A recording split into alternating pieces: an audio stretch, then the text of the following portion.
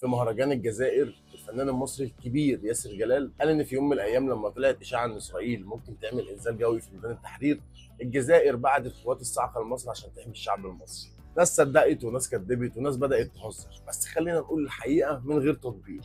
يمكن التفاصيل اللي اتقالت مش دقيقه، لكن النيه اللي ورا الكلام مفهومه جدا.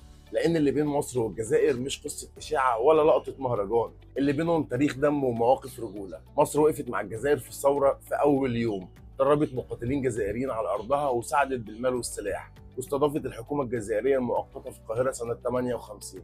والجزائر كمان ما نسيتش الجميل، الجزائر شاركت برجالتها في حرب 73 وطيارتها فعلا نزلت مصر، ودم جزائري اختلط بالدم المصري على ارض المعركه. يعني لما حد يقول ان الجزائر وقفت جنب مصر ده مش غريب، الغريب ان لسه في ناس مش فاهمه اننا صف واحد.